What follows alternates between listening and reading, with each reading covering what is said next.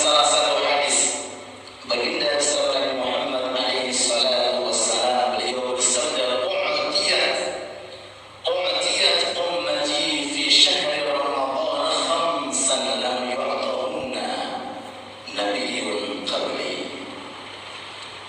Di bulan Ramadan yang akan datang ada 5 keistimewaan yang dijanjikan oleh Allah Ta'ala untuk umatku yang tidak diberikan kepada umat-umat Nabi sebelum aku. 5 terjadi di bulan Ramadan, khususnya di permulaan pertama bulan Ramadan. Hanya 5, tapi 5 ini kalau kita dapatkan, niscaya kita akan menjadi manusia yang mulia. Ketika kelak nanti di padang mahsyar, kita akan ditunjukkan ke dalam malaikat Ridwan. Oleh malaikat Ridwan mengatakan, "Udkhulu fi babil Rayyan." Masuklah ke dalam pintu Ar-Rayyan, pintu khusus bagi orang-orang yang berpuasa. Maka min ahli siyami nu'tiya min babil Rayyan. Barang siapa yang ahli berpuasa, maka akan memasuki pintu yang namanya pintu Ar-Rayyan.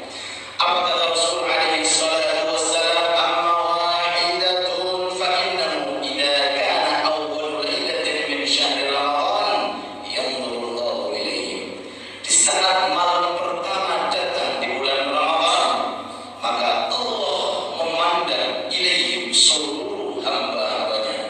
Tapi ingat, ada yang dipandang dalam keadaan rahmat dan ada pula yang dipandang dalam keadaan benci. Maka jemputlah rahmatnya Allah Ta'ala dengan aktivitas sholat, dan jangan sekali-kali menerjang dari sesuatu yang diharamkan oleh Allah. Wa man nadhara Allahu ilaihi lam yu'adzibhu abada. Barang siapa yang dipandang oleh Allah di malam pertama bulan Ramadan, dipandang, artinya posisi seseorang tersebut dalam keadaan taat, posisi seseorang tersebut di dalam masjid, posisi seseorang tersebut memegang Al-Quran, posisi orang tersebut berzikir kepada Allah, posisi orang tersebut bersedekah, posisi orang tersebut mengamalkan amalan-amalan soleh, janji Allah, lam yu'adzibhu abada, maka tidak akan disiksa abada, selama-lamanya. Jika malam pertama kita mendapatkan, insya Allah malam setelahnya kita akan lebih mendapatkan, sehingga setiap hari Allah Subhanahu wa Ta'ala melepaskan dan menjauhkan dari neraka sekian jumlah umat-umatnya Nabi Muhammad alaihi salatu wassalam. Mudah-mudahan kita mendapatkannya, amin ya rabbal. Yang kedua, wa amma tsani, adapun yang kedua,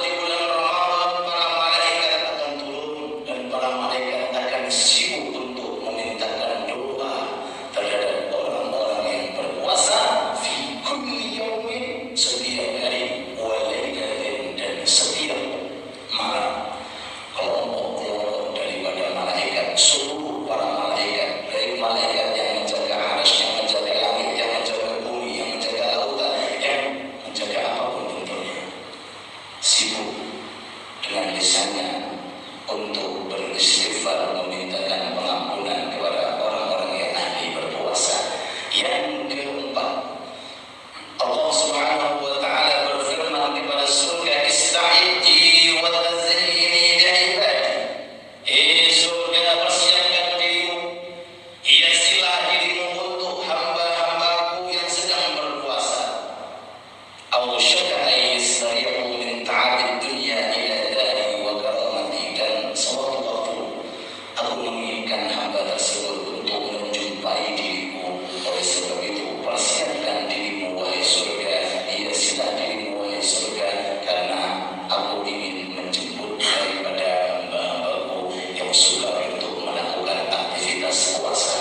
Yang kelima, wa amal khamisah. Yang kelima, yang paling mulia dan istimewa. Yang kelima, idza kana akhir lailatin, terakhir di bulan Ramadan. Jadi di bulan Allah, ghafarallah lahum jami'an. Allah mengampuni seluruh hamba-hamba Allah Ta'ala jami'an, tanpa terkecuali. Seluruh akan diampuni oleh Allah Subhanahu wa taala. Lalu kemudian salah satu dari sahabat mengatakan, "Ayya Lailatul Qadri ya Rasulullah?" Apakah itu Lailatul Qadri ya Rasulullah? Kok sampai begitu indahnya pemberian untuk kita orang yang berpuasa? Gak ada keindahan orang melebihi daripada terampuni dosa-dosa kita. Ayya Lailatul Qadri ya Rasulullah? Apakah itu Lailatul Qadri ya Rasulullah? Faqala la. Rasul mengatakan tidak. Alam tara ila al-amam ya'malun fa idza faragu min a'malihim wafu ujurahum aw wafu ujurahum. Kalian tahu, lihat di dunia mereka orang-orang yang bekerja di perusahaan, bekerja di kantor, kalau sudah selesai pekerjaannya dapat apa? Gaji. Begitu pula aku.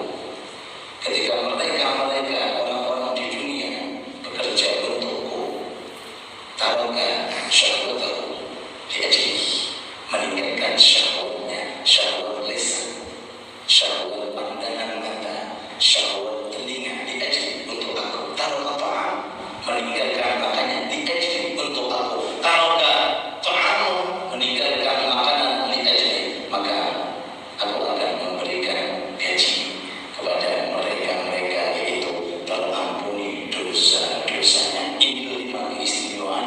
Mudah-mudahan kita mendapatkan di bulan Ramadan. Amin ya rabbal alamin.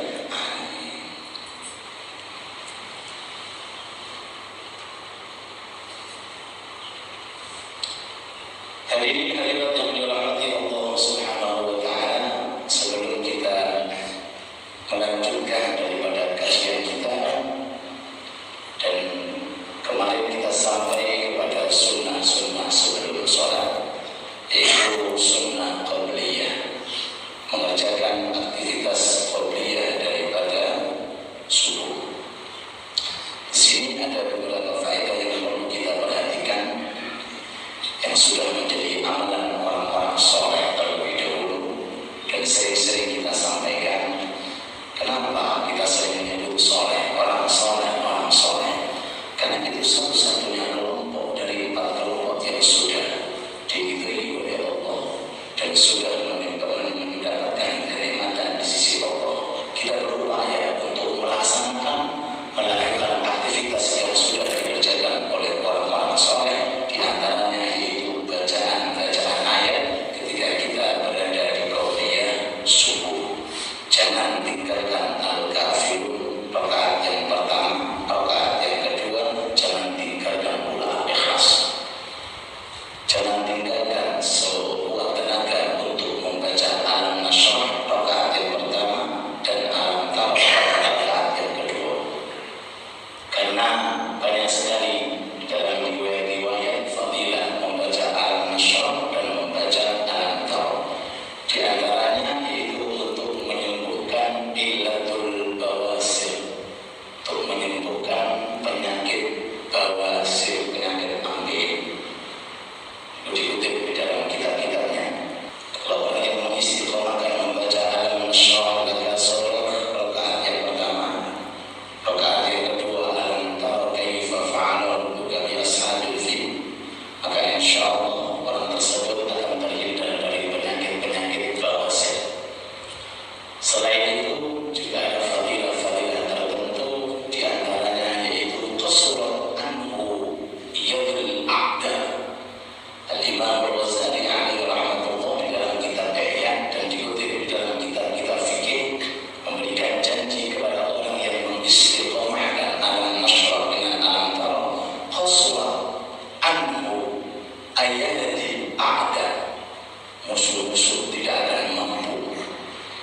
musuh-musuh tidak akan mampu untuk mencelakai orang tersebut jika di hari itu sebelum datangnya subuh dia melakukan pembacaan alam nasrah dan alam tawar. Dari sini disimpulkan di dalam salah satu riwayat, man qara'a alam wa alam fi rak'atayil fajr ba'da aw salima anhu min kulli alam.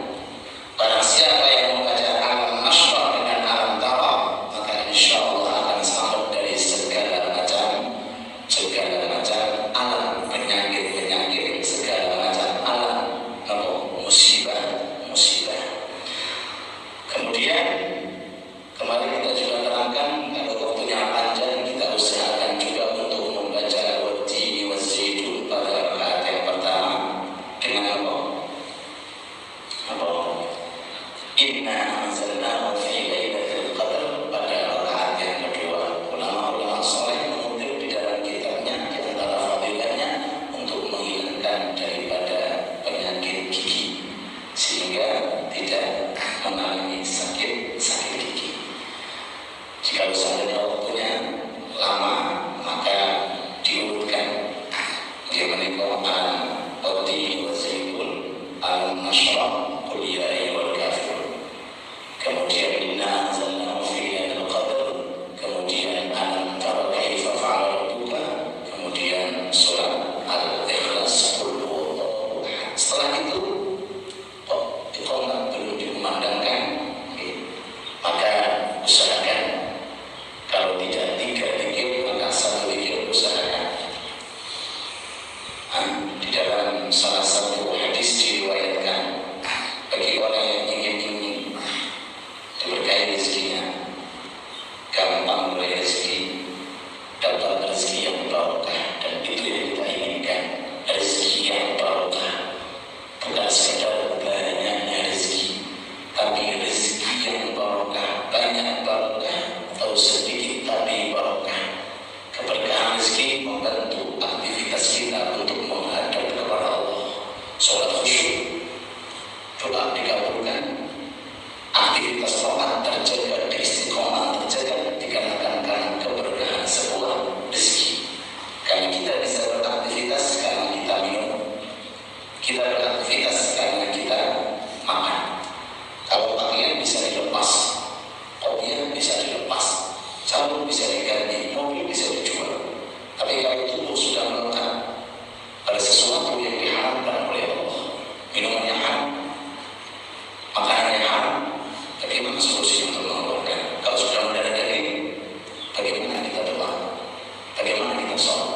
Bagaimana kita puasa? Oleh sebab itu usahakan semua tenaga kita. Kalau tidak bisa antara adzan dan qomat, maka setelah melakukan aktivitas subuh, la ilaha illallah al-malikul haqqul mubin. La ilaha illallah al-malikul haqqul mubin.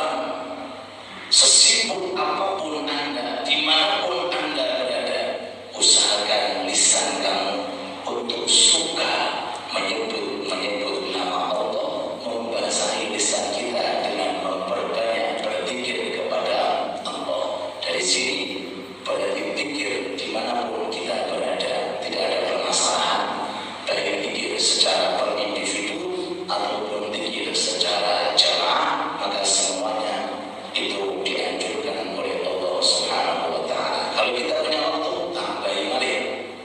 Ya Hayyu ya Qayyum la ilaha illa anta. Maka Allah, monggo kita meninggal. Sudah saatnya kita meninggal. Sudah saatnya kita mengenal amalan-amalan orang soleh. Umur kita tambah lama tidak akan tambah kekal di dunia, tapi tambah lama kita akan berjumpa kepada Rabbul Alamin. Kita tingkatkan amalan kita, kita ikuti programnya orang-orang soleh. Amalan apa setelah ini, amalan apa setelah itu, amalan ini setelah ini apa, begitu seterusnya. La ilaha illa qayyum la ilaha illa anta 40 kali. Ya Hayyu ya Qayyum la ilaha illa anta, ya Hayyu ya Qayyum la ilaha illa anta 40 kali. Kata Rasulullah sallallahu alaihi wasallam, ini amalan kalau diulang-ulang litathbitil iman, untuk mengokohkan iman. Sinten sing saged jamin seseorang akan dalam keadaan iman? Sinten sing saged jamin? Iman milik Allah, Islam milik Allah. Kalau kita betul berupaya di dunia ini untuk mengokohkan iman, memperbaiki iman, megang iman, mengakhiri iman, maka yang ada adalah bahaya. Oleh sebab itu, di antara tanda kelangan di hari kiamat, asbahar rajulu mu'minan wa yumsi kafir. Pagi hari iman, mau Al-Quran, sholat, gak tahu sebenarnya kafir. Ayat Allah. Yumsi mu'min di siang hari iman, wa yusbih kafir, paginya kafir. Waliyadzubillah. Oleh sebab itu, orang-orang soleh memberikan program untuk kita antara adzan dan iqamah. Selesai daripada adzan dan subuh, kita kalau ada waktu baca Ya Hayyu ya Qayyum la ilaha illa anta, Ya Hayyu ya Qayyum la ilaha illa anta selama 40 kali. Kalau tidak ada waktu, usahakan selesai daripada subuh. Kalau tidak ada waktu, usahakan selepas daripada syuraq atau duha. Kalau tidak ada waktu, usahakan selepas zuhur. Kalau tidak ada waktu, usahakan selepas asar. Sebelum tenggelamnya matahari, usahakan membaca Ya Hayyu ya Qayyum la ilaha illa anta. Terakhir, ini yang ingin meningkat. Kita tahu faman ya'mal mithqala dzarratin khairan yarah. Sekecil apapun amalan, pasti kita akan melihat pahalanya. Ayat ini kan turun ketika ada 2 orang dari kalangan sahabat Nabi Muhammad SAW. Yang satu itu mau sedekah tapi gak mentol. Mau 1 korma masuk sedekahkan 1 korma, sesuatu daripada nasi, kemudian secukup daripada air. Ini siapa yang mau menerima? Jadi malu mau sedekah, malu. Yang satunya ya alhamdulillah, gak terkontrol lisannya, gak terkontrol pandangannya dan pendengarannya. Bila tidak ada yang melihat, sedikit daripada ucapan kotor dari lisan begitu saja lepas hilang. Apakah tidak ada roh di sini? Apakah tidak ada arti di sini? Apakah Allah bukan Sami? Apakah Allah bukan Basir? Sehingga diabaikan, ada apa-apa, ada apa-apa. Datanglah firman Allah, faman ya'mal mithqala dzarratin khairan yarah. Siapapun yang mengamalkan amalan sekecil apapun itu bentuknya, mithqala dzarrah, seperti timbangan semut budak. Kalau ulama-ulama ahli tafsir itu berbeda-beda memahami makna dzarrah. Wonten sing sampai mentafsiri dzarrah kertas gandum. Niku dilembutkan, dihitung pinten 1000 1040 berapa biji dilebutake, kemudian satu dari itu adalah darah. Berarti lembutnya luar biasa. Niku kalau perbuatan dari amal soleh, maka Allah Subhanahu wa Ta'ala akan mengganjarnya lebih-lebih 1 korma di bulan puasa, lebih-lebih secukup air di bulan puasa. Oleh sebab itu, zikir apapun yang keluar dari lisan, untuk apapun itu zikir, kalau berdasar dengan Al-Quran dan Sunnah dan bersama dengan amalan-amalan orang salafus soleh, maka kita akan mendapatkan. Oleh sebab itu, tambah balik ketiga. Subhanallah bihamdi, subhanallahil azim, astaghfirullah. Subhanallah bihamdi, subhanallahil azim, astaghfirullah. Subhanallah bihamdi, subhanallahil azim, astaghfirullah. Subhanallah bihamdi, subhanallahil azim, astaghfirullah. Terus dikir antara adzan dan iqamat. Kalau tidak bisa, boleh dengan akhirkan. Tapi usahakan di dunia ini kita harus memperbanyak berzikir, karena pahala berzikir sangat mulia di sisi Allah Subhanahu wa Ta'ala. Qabliyah zuhur, qabliyah asar, qabliyah maghrib, qabliyah isya, kelihatan waktunya sudah mepet. Maka kita akan menjawab daripada pertanyaan kemarin yang masih dalam kondisi PM. Tadi pun Bapak Kamil bertanya kepada orang yang mati yang masih mempunyai tanggungan sholat, apakah diqadai, apakah cukup membayar fidyah? Mengqadai atau membayar fidyah itu program kalau sudah wafat. Kadang-kadang ada orang dibuat kesempatan, dia itu jadi sakit, tak sholat tadi, tak qadai, tapi bayar. Masih hidup bukan sakit, masih hidup diqadai. Kalau sudah wafat, maka kita lihat jawaban dari para ulama. Hukum daripada orang mati dalam keadaan meninggalkan sholat dikutip dalam kitab Fathul Mu'in Madzhab Syafi'iyah dan disyarahi oleh kitab I'anah. Ini dikutip bahwa beberapa pendapat. Di antara pendapat, lam tuqta wa lam tuqda'an, tidak bisa diqadai, tidak bisa membayar fidyah. Alasannya karena ibadah badaniyah la tunabu, dan saged diganti kecuali pengecualian daripada ulama-ulama ahli fikih, yaitu bab haji. Bab haji, walaupun orang itu masih hidup, maka boleh dengan istilah haji badan. Tapi kalau sholat bukan saged, itu badannya juga oleh di situ naik. Mau duha badannya kadang-kadang seorang istri dan ibu maka sampai kaki masa badannya enak dapat istri dapat mau istri dilakukan oleh suami, dapat istri. Kalau dengan catatan dia itu seorang suami meridhoi seorang istri, maka seluruh aktivitas dari seorang suami, seorang istri akan mendapatkan. Ini pendapat lam tuqta wa lam tuqda'an. Wa fi qaulin, ada pendapat dan diikuti oleh para ulama-ulama dari kalangan madzhab Syafi'i, bahkan jumhur min a'immatina, imam-imam kita dari kalangan Syafi'i, di antaranya Imam Subki, salah satu imam dari madzhab Syafi'i, beliau pernah mengqadai